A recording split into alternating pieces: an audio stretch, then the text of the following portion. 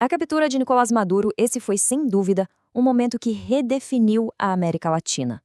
Nesta análise, a gente vai mergulhar nos eventos que levaram a essa operação sem precedentes. Essa frase dita no meio do caos resume bem, né? Resume a dimensão do que aconteceu. Forças americanas em Caracas. E o resultado? Bom, o resultado abalou o mundo. É isso. Depois de anos no poder, o líder venezuelano foi detido. Agora vamos entender como essa história se desenrolou. Certo, vamos lá. A primeira parte aqui da nossa análise foca exatamente na consequência imediata de tudo isso: a queda de um ditador e a sua prisão em solo americano. A imagem é até difícil de acreditar. Maduro, que a gente está acostumado a ver sempre de um jeito formal, foi levado para Nova York, fichado, e a foto que rodou o mundo foi essa: ele de moletom, meias e sandálias. Agora ele aguarda o julgamento num centro de detenção federal, enfrentando acusações pesadíssimas. Mas a grande pergunta é: como, afinal, essa captura foi possível? A resposta tem nome: Operação Resolução Absoluta. Uma ação militar extremamente complexa e, claro, de altíssimo risco. Antes de a gente entrar nos detalhes táticos, é muito importante entender o custo humano, porque teve um custo. Fontes como o The New York Times estimam que mais de 80 pessoas morreram durante a ação. É um número chocante. A operação foi planejada nos mínimos detalhes, foi quase cirúrgica. Primeiro, espiões da CIA conseguiram informações cruciais lá de dentro. Depois, as defesas aéreas foram completamente neutralizadas. E só então a tropa de elite entrou em cena para a captura. E foi por pouco, viu? Eles pegaram o Maduro momentos antes dele conseguir chegar na segurança de um bunker. A rapidez com que tudo aconteceu é impressionante. É só olhar essa linha do tempo. Da chegada dos helicópteros em Caracas até o desembarque de Maduro em Nova York, tudo se resolveu em pouco mais de 24 horas. Parece coisa de filme. Bom, saindo um pouco do campo militar, vamos agora para as ruas da Venezuela. Tentar entender o que sentiu a população em meio a tanta esperança, medo e, principalmente, incerteza. De imediato, o país se dividiu. Para alguns, a queda do Maduro foi motivo de celebração, uma luz de esperança. Para outros, porém, só trouxe o medo de uma nova forma de dominação. A fala do Vilma é muito forte. Pensa bem, ele viveu uma tragédia pessoal. A tia dele foi morta na operação.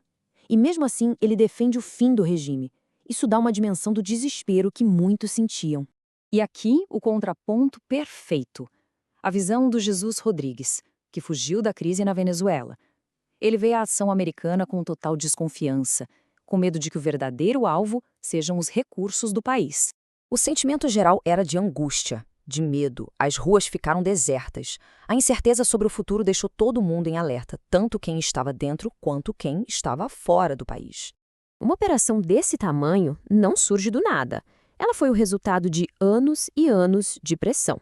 Então vamos dar um passo atrás e analisar a escalada de eventos que levou a esse ponto de ruptura. Analistas apontam para uma nova base ideológica que estão chamando de Doutrina Monroe 2.0. É basicamente uma reafirmação da influência dos Estados Unidos na região, com um foco bem claro em recursos naturais e em conter adversários geopolíticos. Os passos foram claros e foram se somando. Começou com a classificação de gangues como terroristas, passou por ataques navais e chegou até ao envio de uma armada gigantesca para o Caribe. Cada um desses eventos foi aumentando a pressão até a ação final. Mas por trás dessa pressão externa tem o colapso interno da Venezuela. Uma dependência gigantesca do petróleo, somada à má gestão, corrupção e sanções internacionais. Tudo isso criou uma das piores crises humanitárias do continente. Com Maduro fora de cena, a pergunta que fica é: e agora? O que vem a seguir? O cenário é de um vácuo de poder e de reações globais completamente conflitantes. O próximo passo para Maduro é na justiça. Ele vai comparecer a um tribunal federal para ouvir as acusações formais. E olha, crimes de terrorismo geralmente não permitem fiança, o que indica que ele deve permanecer detido por um bom tempo. A reação global mostra um mundo rachado.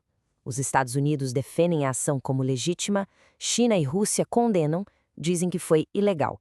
A América Latina, por sua vez, não tem consenso e a Europa pede uma transição pacífica. E essa divisão não é só lá fora. Dentro dos próprios Estados Unidos, não há consenso algum. O governo defende a legalidade da operação, mas a oposição a classifica como um ato ilegal que desrespeitou o Congresso. Isso expõe uma fratura política interna bem profunda. Pois é, O ponto crucial é este: a queda de Maduro não é um fim, mas sim um começo. A Venezuela agora encara um futuro totalmente desconhecido. E a pergunta que fica no ar é: quem vai ter o poder de definir o novo rumo do país? Sou Alex Rudson e te agradeço por assistir esse vídeo. Se você gostou desse conteúdo, se inscreva em nosso canal, deixe seu like e um comentário, pois isso me incentivará a trazer mais vídeos como este. Até o próximo vídeo. Bye!